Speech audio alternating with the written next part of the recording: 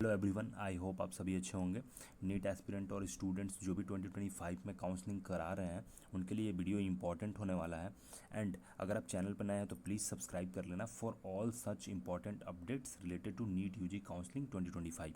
Okay, timely update मैं provide करता हूँ एंड क्लियरली आपके साथ बहुत ही सिंपल ईजी लैंग्वेज में डिस्कस करके सभी चीज़ों को आप तक अपडेट पहुँचाता हूँ। Okay, so please subscribe and also Telegram channel भी ज्वाइन कर लेना फॉर टाइमली अपडेट्स। इस वीडियो में हम डिस्कस करेंगे एमसीसी काउंसलिंग ऑलरेडी स्टार्ट हो गई है जिसको सेंट्रल काउंसलिंग भी बोलते हैं। And if you still not aware of that, so इसकी जो काउंसलिंग प्रोसेस है 21 जुलाई से रजिस्ट्रेशन स्टार्ट हो गई है एंड 21 जुलाई को लास्ट डेट है रजिस्ट्रेशन करने के लिए for the first round counselling I am talking about. Okay, each and every round में आपको सेपरेटली फ्रेश रजिस्ट्रेशन का ऑप्शन मिलता है एमसीसी के काउंसलिंग में। Okay, so this is the date and already registration process start हो चुकी है। तो एमसीसी की तरफ से ये जो कंप्लीट इन्फॉर्मेशन बुलेटिन पब्लिश किया गया है, तो इस इन्फॉर्मेशन बुलेटिन में क्या कुछ नए रूल्स एंड रेगुलेशन है या लास्ट ईयर के जैसा ही है, कुछ भी चेंज नहीं हुआ है, उस पर हम देखेंगे उस पॉइंट्स को एंड डिस्कस करेंगे about the rules and regulation of all the rounds. Okay, and क्या कुछ नए अगर चेंजेस इसमें ऐड हुए हैं तो उसको भी हम देखेंगे वन बाय वन। कंप्लीट इसमें डिटेल आपको ये मिलेगी कि एमसीसी काउंसलिंग कराती है जिसको सेंट्रल काउंसलिंग भी बोलते हैं। एंड एमसीसी के अंदर आपको एक ब्रीफ में मैं यहाँ पे बता दूँ, ऑल इंडिया कोटा की काउंसलिंग होती है। उसके अलावा जो भी सेंट्रल यूनिवर्सिटीज़ होती हैं गवर्नमेंट की, उसकी काउंसलिंग होती है। फॉर एग्जाम्पल अगर जिसको नहीं पता सेंट्रल यूनिवर्सिटीज़ की, तो जैसे आईएमएस की हो गई, बीएचयू की, एएमयू की काउंसलिंग हो जाएगी। ओके, सो ऐसे जितने सेंट्रल यूनिवर्सिटीज़ हैं इनकी काउंसलिंग भी यहाँ पर होती है टोटल सीट्स की। एंड उसके साथ साथ आपको डीम्ड मेडिकल कॉलेज की भी काउंसलिंग एमसीसी के थ्रू होती है। ऑल इंडिया कोटा में 15% seats I am talking about, तो इन सभी की काउंसलिंग इसमें होती है। उसके साथ साथ एम्स की, सभी एम्स कॉलेज की कंप्लीट 100% सीट्स की जो काउंसलिंग होती है वो एमसीसी के थ्रू होती है। तो इतने सारे कॉलेजेज में जो मेडिकल कॉलेज की सीट्स हैं उसकी काउंसलिंग एमसीसी करता है। डीम्ड कॉलेज की 100% की सीट्स की काउंसलिंग आपको एमसीसी के थ्रू देखने को मिलेगा। तो जो भी स्टूडेंट गवर्नमेंट मेडिकल कॉलेज की काउंसलिंग कराना चाहते हैं या private medical colleges like deemed medical colleges की, उनको एमसीसी का रजिस्ट्रेशन करना ज़रूरी है एंड तभी वो पार्टिसिपेट कर पाएंगे for deemed medical colleges also. Okay, all India Kota के लिए सीट्स के लिए आप देख रहे हैं, फिर भी आपको एमसीसी की काउंसलिंग करानी पड़ेगी। ओके, एम्स सीट के लिए तो एमसीसी की काउंसलिंग में पार्टिसिपेट करना कंपलसरी है, मैंडेटरी है, तभी आप एम्स की सीट में एडमिशन ले पाएंगे। ओके, तो ये सारी चीज़ों को वन बाय वन देखेंगे हम एंड आपके लिए बहुत ही इजी लैंग्वेज में समझ पाएंगे आप सभी चीज़ों को। अगर फ्रेशर भी है, कोई स्टूडेंट फर्स्ट टाइम भी काउंसलिंग कर रहे हैं, तो आप अपने खुद से काउंसलिंग प्रोसेस कर सकते हैं। इतना इजी लैंग्वेज में मैं इसको आपके लिए क्लैरिफाई करूँगा।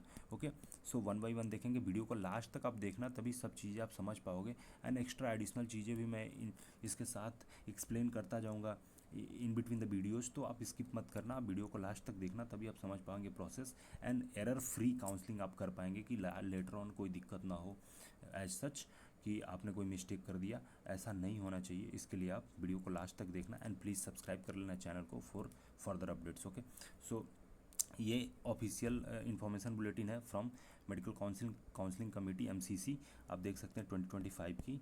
And for admission to MBBS, BDS and BSc nursing courses for NEET UG 2025 information bulletin and counselling scheme क्या है इसमें टोटली हम समझेंगे। Okay, information for the candidates आप देख सकते हैं, qualified and eligible candidates are required to register on the MCC website, this is the official website, to participate in the counselling process of allotment of seat. Okay, MCC के द्वारा जो भी colleges के लिए सीट अलॉटमेंट होती है उसके लिए आपको रजिस्टर करना जरूरी है and you should be qualified and eligible as well. Okay, आपके पास वैलिड 2025 का नीट यूजी का स्कोर कार्ड होना चाहिए। Actually one more thing I would like to mention, कुछ स्टूडेंट कमेंट्स में पूछ रहे थे, मुझे टेलीग्राम पे भी उन्होंने मैसेज करा था कि 2024 का स्कोर कार्ड वैलिड होगा क्या। नहीं, इंडिया में मेडिकल कॉलेजेस में एडमिशन में जो होता है करेंट ईयर का ही आपका स्कोर कार्ड वैलिड होता है। तो 2025 में सपोज काउंसलिंग हो रही है तो 2025 की जो रिजल्ट डिक्लेयर हुई है ये स्कोर कार्ड ही वैलिड होगी। एंड ऑल ओवर इंडिया की मैं बात कर रहा हूँ, कोई भी ओल्ड स्कोर कार्ड वैलिड नहीं होता। Okay, all the questions in the scheme of counseling are mandatory in the nature and not optional. Okay, सभी जितने भी आपको भरने हैं डिटेल्स वो सारे मैंडेटरी हैं। Okay, and candidate are advised to go through these important question related to scheme of counseling before registering to the MCC website. Okay, candidate are deemed to have read agreed accepted the scheme of counseling and the terms and conditions for of the counseling scheme of NEET UG counseling on completing the online submission of application registration form।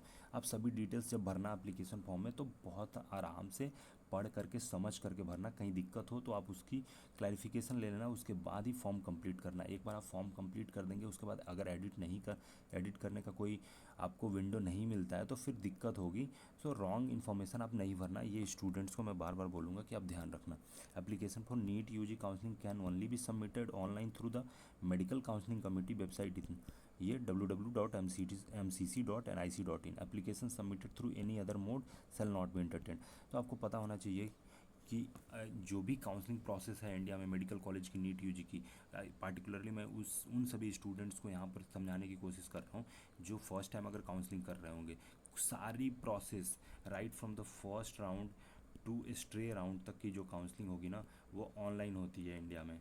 Okay, and आपको allotment यहीं से होगी। Verification जो होगी वो physical verification होगी after allotment, और allotment letter आप ले करके जहाँ पे आपकी वेरिफिकेशन सेंटर होगा वहाँ पे आप जाएंगे वेरिफिकेशन के लिए, डॉक्यूमेंट वेरीफाई होगी, फिर वहाँ पर फाइनली एडमिशन एक्सेप्ट होती है।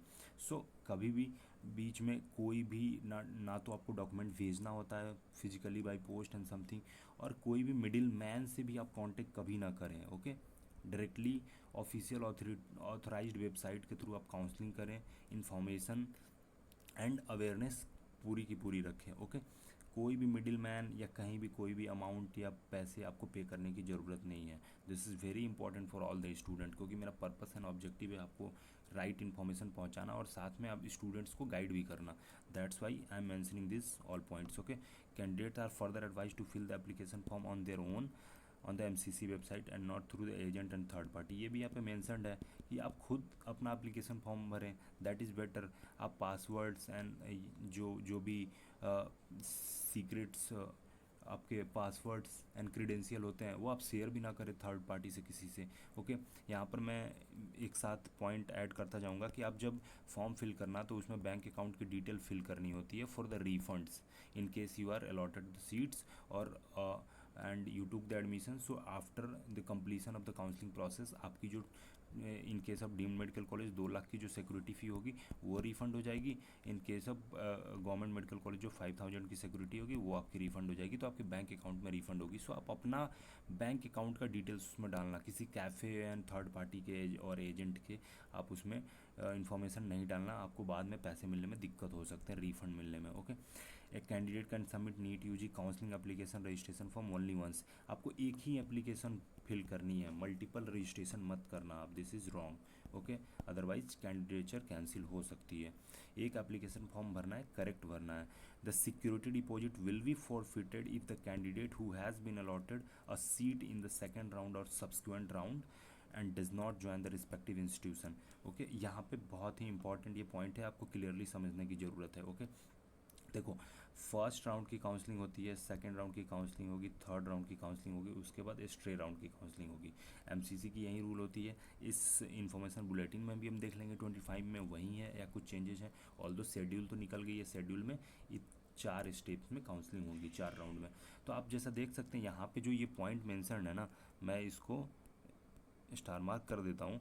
ये जो पॉइंट मेंशनड है इसको आप क्लियरली समझ लो कि फर्स्ट राउंड की जब काउंसलिंग होगी तो आपको सीट अलॉट हो जाए और आप एडमिशन नहीं लेते हैं, आप सीट छोड़ना चाहते हैं तो आप छोड़ सकते हैं। एंड आपकी जो सिक्योरिटी फ़ी होगी इन case of government medical college that is 5000, in case of deemed medical college that is 2 lakh rupees. Okay, तो ये सिक्योरिटी फ़ी जो है ना, अगर फर्स्ट राउंड में आपको सीट अलॉट होती है एंड आप एडमिशन नहीं लेते हैं, सीट छोड़ना चाहते हैं, तो उस केस में आप फ्री एग्जिट कर सकते हैं। मतलब फर्स्ट राउंड से सीट अलॉटमेंट होने के बाद भी आप एडमिशन नहीं लेते तो आप फ्री एग्जिट कर सकते हैं, काउंसलिंग से बाहर निकल सकते हैं। तो आपकी ये सिक्योरिटी डिपॉजिट जो है ना ये वापस कर दी जाएगी आपको। ये सिर्फ फर्स्ट राउंड के केस में मैं बात कर रहा हूँ, फर्स्ट राउंड तक ही ये एप्लीकेबल है कि आपकी सिक्योरिटी डिपॉजिट है वो रिफ़ंड कर दी जाएगी। लेकिन उसके बाद से किसी भी राउंड में, बहुत ही ध्यान से समझना, सेकेंड राउंड, थर्ड राउंड और स्ट्रे राउंड, किसी भी राउंड में उसके बाद एक्सेप्ट फर्स्ट राउंड आपको कोई भी सीट अलॉट होती है एंड आप नहीं लेते हैं एडमिशन, तो आपकी सिक्योरिटी फ़ी जो भी होगी इन case of government medical college, deemed medical college, वो वापस नहीं होगी, फॉरफिट कर ली जाएगी। सो ये ध्यान रखना है। यहाँ पर ये लास्ट ईयर की जैसा रूल है कि जो फ्री एग्जिट का जो प्रोसेस है वो फर्स्ट राउंड में एप्लीकेबल है। Okay, only in first round. So ये यहाँ पर आपको ध्यान रखना है। Also the security deposit will be forfeited if the admission get cancel due to the any reason. अगर सिक्योरिटी डिपॉजिट तब भी फॉरफिट होगी अगर आप कोई रॉन्ग इन्फॉर्मेशन देते हैं या कुछ इंटरप्रिटेशन करते हैं डॉक्यूमेंट में। ओके, फॉर्ज डॉक्यूमेंट आप प्रोड्यूस करते हैं एडमिशन अथॉरिटी के सामने, तब भी अगर लेटर वे स्टेज पे भी पाया जाता है तो आपकी एडमिशन कैंसिल होगी एंड सिक्योरिटी डिपॉजिट रिफंड नहीं की जाएगी। यहाँ पर मेंशन किया गया है ये point. Okay, candidate may kindly note that registering for the NEET UG counseling does not confer any automatic right to secure undergraduate seat। Okay, ये पॉइंट 7 नंबर पॉइंट में ये है कि आपने रजिस्टर किया है उसके बाद मेरिट कम बेसिस पे ही अलॉटमेंट होगी। इट डजेंट मीन कि सभी स्टूडेंट अगर रजिस्टर करते हैं तो उनको कॉलेज मिल ही जाएगा। ये पॉइंट 7 नंबर में मेंशन्ड है। 8 नंबर पॉइंट हम देखते हैं, candidate should ensure that all the information field during the online submission of application registration form is correct. तो आप करेक्ट डिटेल फिल करना, जैसा हमने पहले भी डिस्कस किया। MCC does not change, edit, modify, alter any information. So आप जो इन्फॉर्मेशन पुट करते हैं वही MCC के पास जाती है एंड उसके बेसिस पे ही काउंसलिंग होती है। तो आप खुद से अपना डिटेल्स जो भी है, कैटेगरी, नेशनलिटी, कॉन्टैक्ट डिटेल, ये सब अच्छे से करेक्ट फिल करें सो दैट आपको बाद में दिक्कत ना हो। Okay, the data entered bye the candidate at the time of registration on the NTA portal will be pre populated and will be use for the counselling purpose. जैसे pre populated का मतलब मैं आपको बता दूं कि जैसे आप MCC के वेबसाइट पे कुछ डिटेल्स आपको खुद फिल करनी होगी, लेकिन कुछ डिटेल्स जैसे हैं प्री फिल्ड मिलेगी आपको। आप अपना NEET UG का रोल नंबर अगर पुट करते हैं तो कुछ डिटेल्स जैसे डेट ऑफ बर्थ, स्कोर, ये सब हो सकता है वहाँ पर रिफ्लेक्ट करे एंड वो ऑलरेडी प्री फिल्ड हो जाएगी as per the NTA document. Okay, so that वो वेरीफाई कर लेते हैं अपने मतलब सर्वर से और वेबसाइट से डिटेल्स लेते हैं, तो वो फेच करके वहाँ पे शो होता है कि हाँ ये आपके डिटेल्स हैं, नाम आपका है, फादर्स नेम आपके हैं, आपका रोल नंबर, एप्लीकेशन नंबर, वो सब शो होगा। यहाँ पर एलिजिबिलिटी एंड क्वालिफिकेशन की बात की गई है जो NTA की वेबसाइट पे है। अगर NEET UG के स्टूडेंट्स सभी क्वालिफाइड हैं तो दे आर एलिजिबल। उनका जो 50% marks criteria in 12th and all subject का ये सब डिटेल यहाँ पे मेंशन है। ऑलरेडी यू नो ये NTA की ही जो इन्फॉर्मेशन बुलेटिन में जो एलिजिबिलिटी कंडीशन होती है वो सेम है। ओके, आगे इंपॉर्टेंट और पॉइंट हम देखते हैं, candidate are advise to confirm the fee structure, any other additional fee from the college especially deemed university before filling up the choices for the same.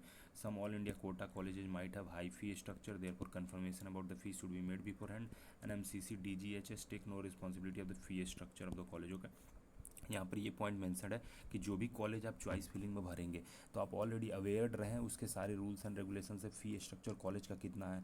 खास करके डीम्ड मेडिकल कॉलेजेस का आप देखेंगे फ़ी बहुत हाई होती है, ऑलमोस्ट सभी deemed medical college की।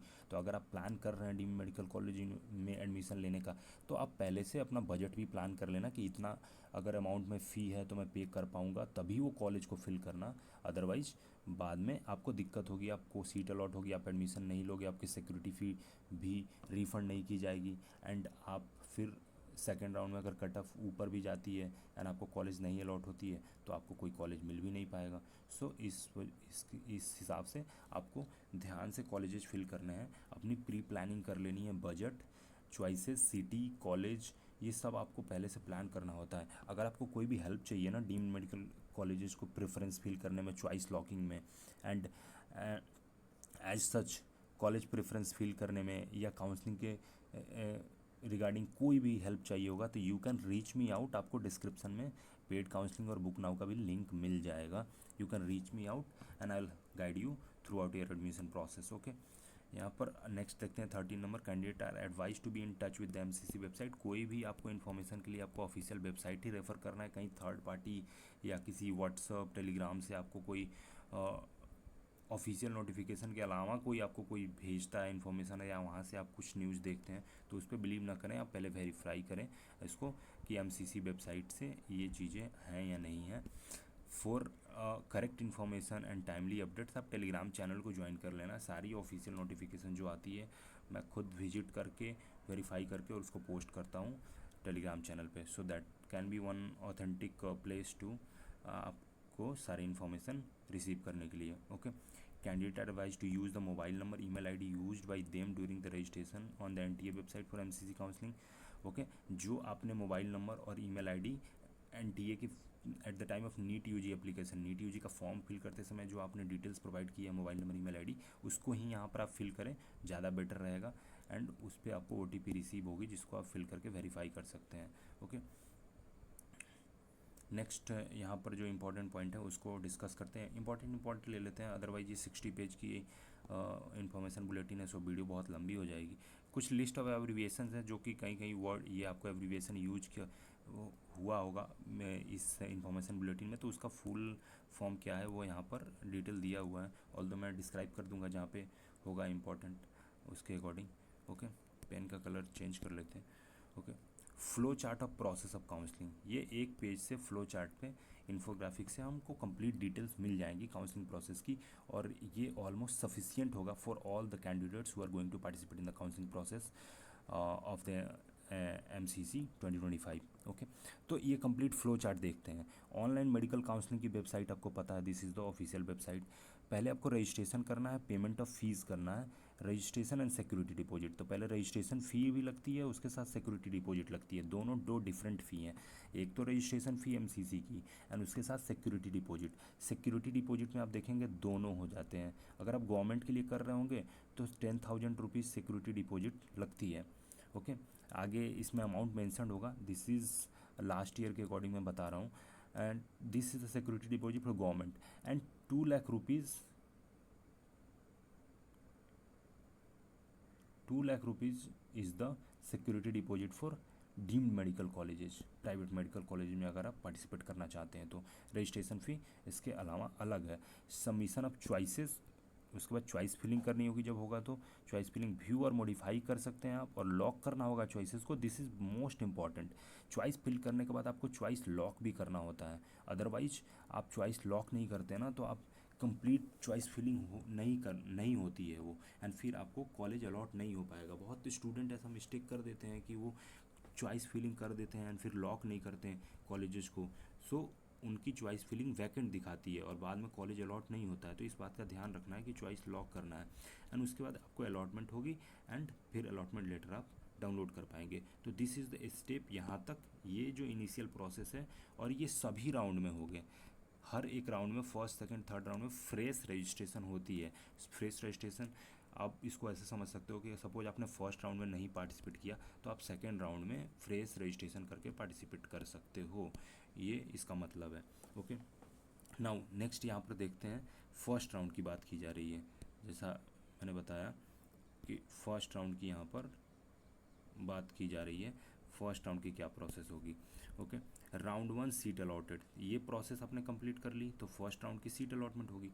राउंड 1 सीट अलॉटेड, अगर आपको अलॉट हो गई seat, yes it means allotted, तो report to the allotted institute, complete admission formalities. अगर सीट अलॉट हुई 1 बाई 1 समझेंगे। अब इस तरफ ये इधर के पार्ट को आप मत देखना, अभी इस पर ध्यान मत दो, इधर देखो आप कि यहाँ पर एक राइट साइड पार्ट को समझो कि राउंड 1 में अगर आपको सीट अलॉट होती है तो यस सीट अलॉट हुई है तो क्या स्टेप आप ले सकते हो, report to the allotted institute, complete admission formalities.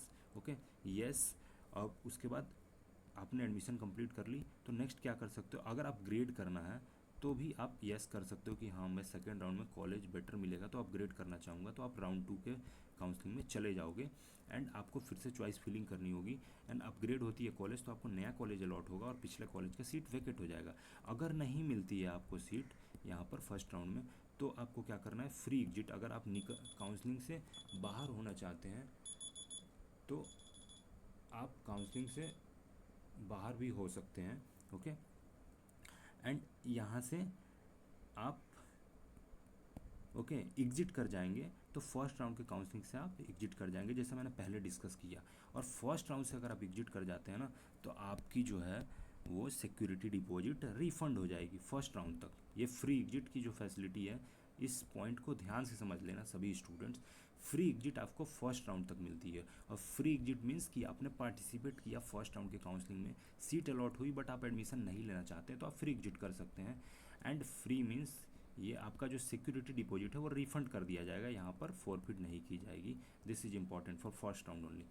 अब यहाँ तक हमने देखा था, अगर अपग्रेड करना चाहते हैं राउंड 2 में, अगर अपग्रेड हो गई ओके तो एक कंडीशन बनेगी, नहीं अपग्रेड हुई तो एक कंडीशन बनेगी। तो continue to study in allotted institute, नहीं अपग्रेड हुई तो आपको पिछला जो कॉलेज मिला था ओके वही कॉलेज रह जाएगा, तो वहाँ पे आपको फाइनल कर लेना होगा एडमिशन ओके। अगर देखते हैं अपग्रेड हो गई सपोज ओके आपको दूसरा कॉलेज मिल गया, तो fresh registration choice filling for round 2, round 1 choices will be treated as null and void okay. तो वो आपका पिछला जो कॉलेज का जो अलॉटमेंट था वो नल एंड वॉइड हो जाएगा ओके। यहाँ पर देखते हैं राउंड 1 सीट अलॉटेड, अगर नहीं अलॉट होती है तो आफ्टर राउंड 1 इंड्स fresh registration for round 2, new candidates and free exit candidates of round 1 are eligible. नए कैंडिडेट और जिन्होंने एग्जिट कर लिया वो एलिजिबल हैं। जो ऑलरेडी रजिस्टर जिन्होंने करा हुआ था, जिनको कॉलेज नहीं मिली, तो उनको दोबारा रजिस्ट्रेशन करने की ज़रूरत नहीं है, वो कंटिन्यू कर सकते हैं अपनी काउंसलिंग प्रोसेस में। Already registered candidate of round 1 need not to register again, clearly यहाँ पर लिखा हुआ है। तो ये हो गए यहाँ पर राउंड 1 की। अब राउंड 2 में देखते हैं, सेकेंड राउंड की जब सीट अलॉटमेंट होगी ओके, तो राउंड 2 की सीट अलॉटेड, और इसमें अगर राउंड 2 में ही अपग्रेड होगी आपकी, if upgraded then candidate must relieve round 1 की सीट एंड ज्वाइन राउंड 2 का कॉलेज जो अलॉट हुआ है उनको, तो वहाँ पर वो राउंड 2 के कॉलेज में नहीं अलॉट हुई थी वो हमने देख लिया था ऑलरेडी कि रिटेन हो जाएगी सीट। नाउ राउंड 2 में देखते हैं जिसको फ्रेश अलॉटमेंट हुआ है, seat allotted in round 2 but not reported not joint security deposit will B forfeit. यहाँ पर अगर राउंड 2 में आपको सीट अलॉट हुई, कॉलेज में आप रिपोर्ट नहीं करते, एडमिशन नहीं लेते, तो आपकी जो गवर्नमेंट कॉलेज की अगर सिक्योरिटी फ़ी होगी तो वो भी फॉरफिट होगी, डीम्ड कॉलेज की आपको अगर सिक्योरिटी डिपॉजिट होगी तो वो भी फॉरफिट होगी ओके। अगर नहीं अलॉट होती है आपको सीट, तो candidate is eligible to participate in the further round, आप नेक्स्ट राउंड में पार्टिसिपेट कर सकते हैं अगर कोई सीट अलॉट नहीं हुई थी okay. Report to the allotted institute, complete admission formalities, can upgrade but can not resign okay. आप थर्ड राउंड के लिए अपग्रेड भी कर सकते हैं यहाँ पर, अगर आपने सेकेंड राउंड के सीट पर एडमिशन ले लिया है तो ओके। और willingness to upgrade in the third round, तो आप विलिंगनेस वहाँ पर फॉर्म फिल कर सकते हो। और ये विलिंगनेस फॉर्म कहाँ पे मिलता है, जब आप कॉलेज में रिपोर्ट करोगे ना तो वहाँ पे फॉर्म मिलता है, उसमें आपको येस फिल करके अपने डिटेल्स फिल कर देना होता है, फिर वो एमसीसी को अपडेट भेज देते हैं कि हाँ ये स्टूडेंट अपग्रेड करने के लिए विलिंगनेस फॉर्म फिल किया है। तो आप यहाँ से थर्ड राउंड के लिए विलिंगनेस आप फिल करते हो तो थर्ड राउंड में अपग्रेडेशन के लिए कंसीडर किए जाओगे। अगर कोई भी सीट नहीं अलॉट होता है सेकेंड राउंड तक, तो आप यहाँ से एग्जिट कर सकते हैं, एग्जिट हो जाएगा आपका ओके। थर्ड राउंड पे आते हैं। अब थर्ड राउंड में यहाँ तक तो नहीं अलॉट हुई, तो अगर आप कंटिन्यू करना चाहते हैं नेक्स्ट राउंड में तो आपको रजिस्ट्रेशन करने की ज़रूरत नहीं है, आप पार्टिसिपेट कर सकते हैं, चॉइस फिलिंग कर सकते हैं। थर्ड राउंड में आते हैं, फिर से फ्रेश रजिस्ट्रेशन स्टार्ट होगी, चॉइस फिलिंग स्टार्ट होगी। Round 2 choices will be treated null and void. अगर जिन्होंने राउंड 3 की सीट अलॉटमेंट जब आती है, जो भी स्टूडेंट ने जिन्होंने येस कर रखा हुआ है, मतलब जिसको अलॉट होती है, तो report to allotted institute, complete admission formalities ये करना होगा अगर अलॉट होती है थर्ड राउंड में सीट। अगर अपग्रेड होती है, upgraded then candidate must relieve round 2 seats and join round 3 seats. This is very much clear I guess okay. अब जब अलॉट हो गई तो आपने फॉर्मेलिटीज़ पूरी करनी है, join the allotted seat, once join candidate can not upgrade और रिजाइन। थर्ड राउंड से आपको कोई अपग्रेडेशन की फैसिलिटी नहीं मिलेगी, आप रिजाइन भी नहीं कर सकते। अब देखते हैं, अगर नहीं अलॉट हुई तो एलिजिबल फॉर स्ट्रे राउंड, अगर आप स्ट्रे राउंड में पार्टिसिपेट करना चाहते हो तो एलिजिबल है। Seat allotted and does not join okay, तो इस केस में फॉरफिटर ऑफ दिस आपको security deposit and elimination can not participate in the further round of counselling. अगर थर्ड राउंड में आपको सीट अलॉट होती है, आप रिपोर्ट नहीं करते, नहीं एडमिशन लेते, तो आपको सिक्योरिटी डिपॉजिट तो फॉरफिट होगी, आप स्ट्रे राउंड में भी नहीं पार्टिसिपेट कर पाएंगे। सो स्टे राउंड में वही स्टूडेंट पार्टिसिपेट करेंगे जिनको थर्ड राउंड तक कोई भी सीट नहीं अलॉट हुई है। This is very much clear. अब आते हैं नेक्स्ट हम स्टे राउंड पे। स्टे राउंड की काउंसलिंग होती है। अब स्टे राउंड में वो सभी स्टूडेंट पार्टिसिपेट कर सकते हैं जिनको कोई भी मेडिकल सीट थर्ड राउंड तक नहीं अलॉट हुई है, वो सभी स्टूडेंट पार्टिसिपेट कर सकते हैं। और न्यू फ्रेश स्टूडेंट जिन्होंने पिछले किसी भी राउंड में रजिस्ट्रेशन नहीं करी है वो पार्टिसिपेट कर सकते हैं ओके। तो fresh registration and choice filling होती है। सीट अलॉट होगा तो येस अलॉट हो गया तो join the seat in the allotted college, join कर सकते हैं आप अलॉटेड सीट को ओके। अगर अलॉटेड बट नॉट ज्वाइन तो यहाँ पर आपको for feature of fee and can not participate in further rounds of the counselling if any. Okay, तो ये आप यहाँ पर प्रोसेस है अगर अलॉटेड और not join. Flow chart is for representation purpose only, for detail information refer information bulletin.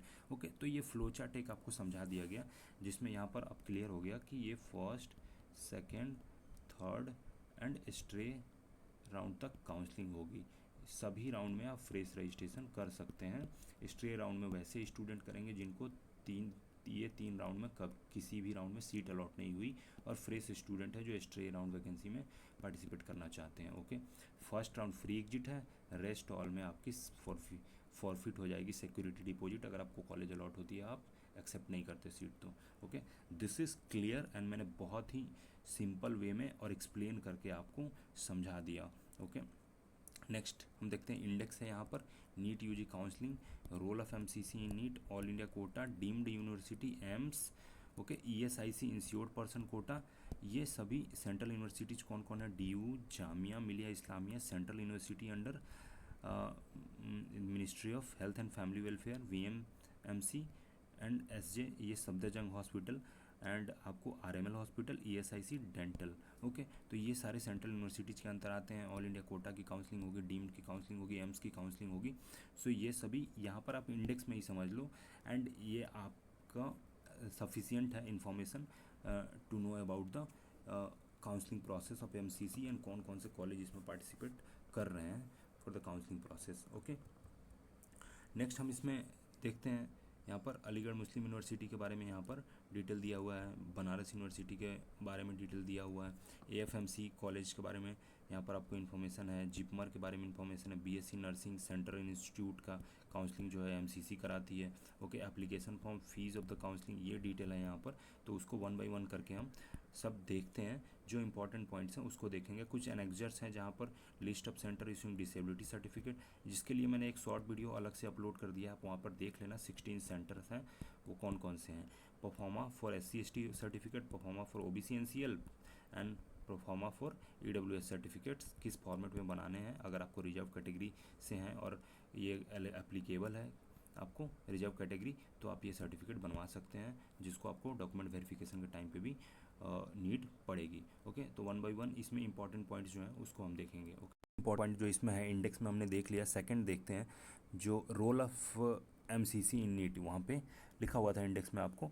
तो MCC यहाँ पर पर्टिकुलरली यही मेंशन है कि एमसीसी कौन कौन से मेडिकल कॉलेजेस की काउंसलिंग कराता है, कौन कौन से सीट एमसीसी के अंदर आते हैं।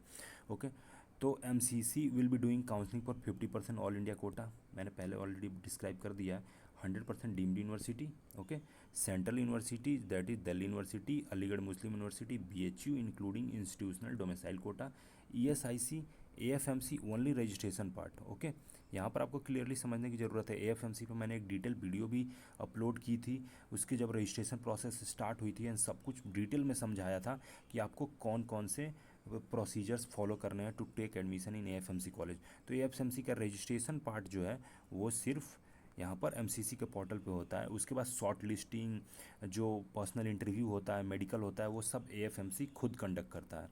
This is very important. IP university के VMMC and AVIMS and RML, ESIC dental Delhi 15% all India quota plus 85% institutional quota, इसकी भी काउंसलिंग आपको एमसीसी के वेबसाइट पे देखने को मिलेगा। ओके, 100% जो एम्स की सीट है, 100% जिपमर की सीट्स हैं एंड BSc नर्सिंग में ओनली सेंट्रल इंस्टीट्यूट, जो भी सेंट्रल इंस्टीट्यूट है जिसमें BSc नर्सिंग होती है, उनकी काउंसलिंग यहाँ से होती है।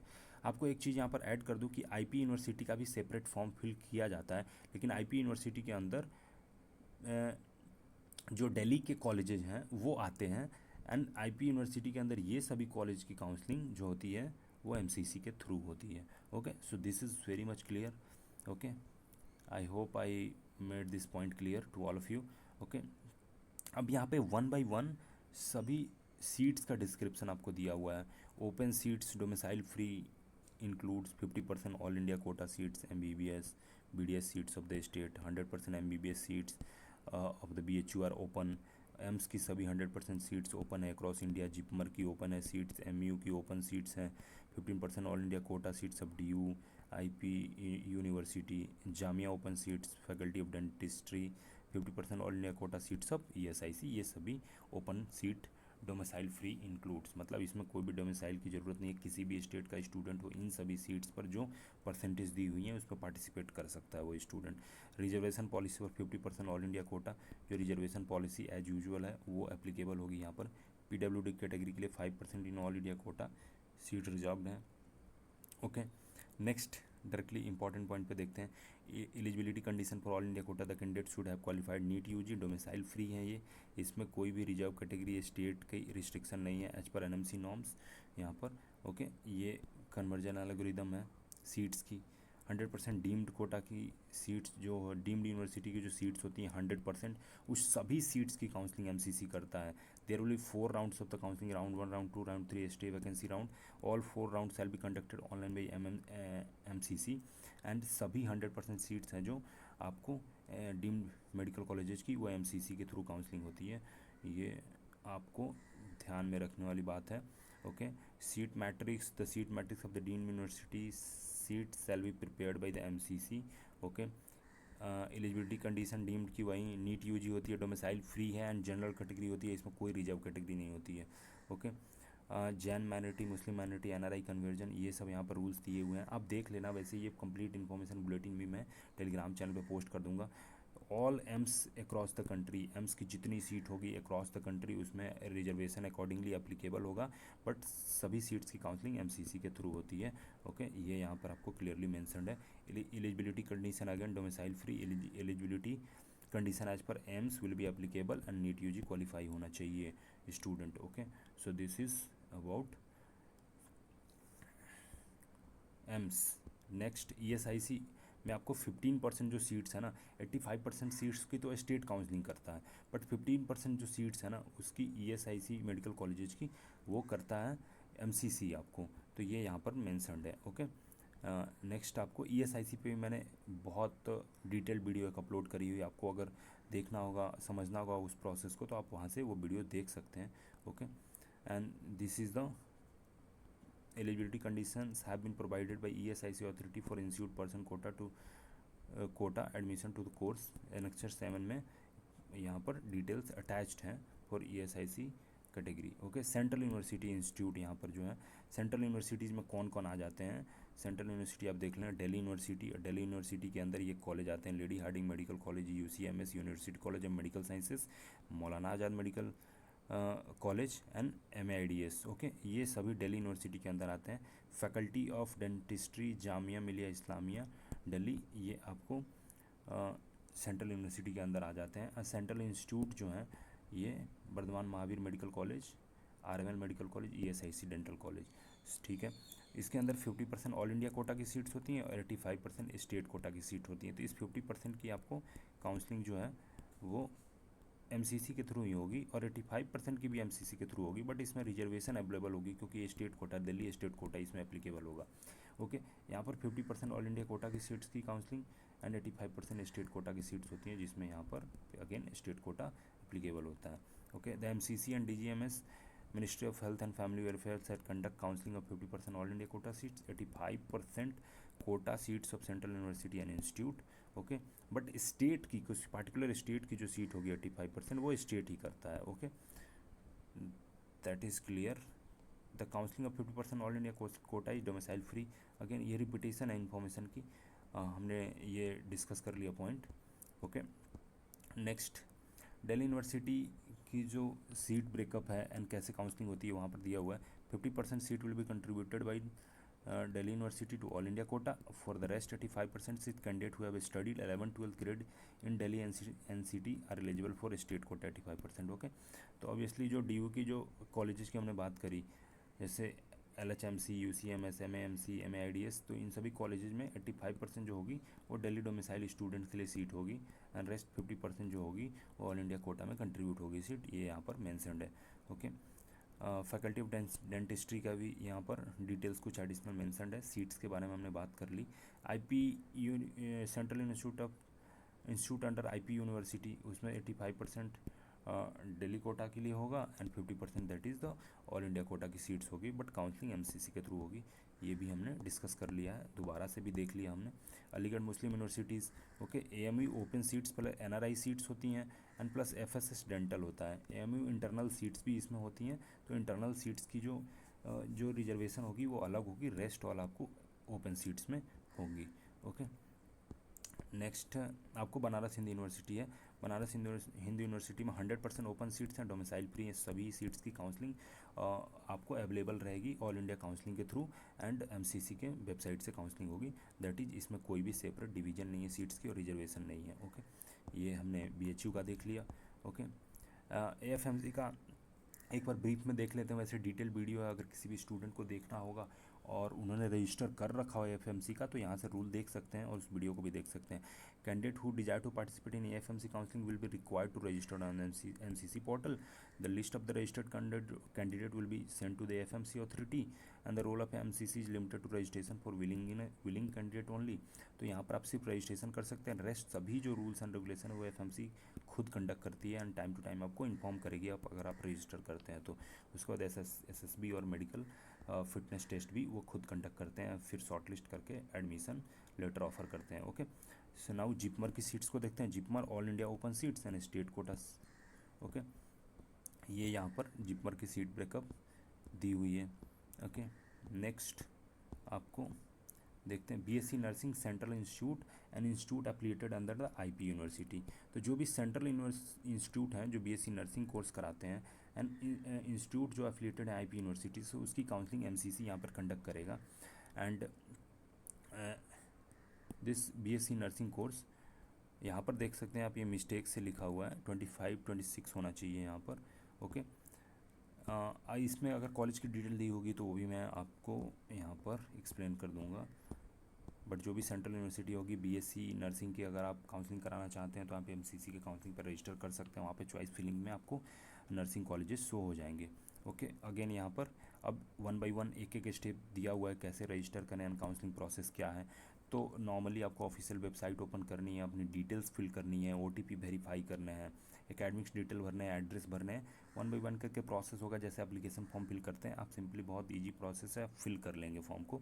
राउंड 1 के बारे में अगेन यहाँ पर डिटेल्स प्रोवाइड करी गई हैं, फ्लो चार्ट में हमने समझ लिया था, सेम उसको यहाँ पर पॉइंटर्स बना करके लिखा हुआ है। राउंड 3 के बारे में भी हमने समझ लिया था, स्ट्रे राउंड के बारे में हमने समझ लिया था, दैट इज़ द सेम यहाँ पर एक्सप्लेन करके ब्रॉडर वे में लिखा गया। कुछ एफएक्यूज़ हैं जो आप ये पढ़ लेना, अगर आपको ये क्वेरी होंगी तो शायद यहाँ से रिजॉल्व हो जाए।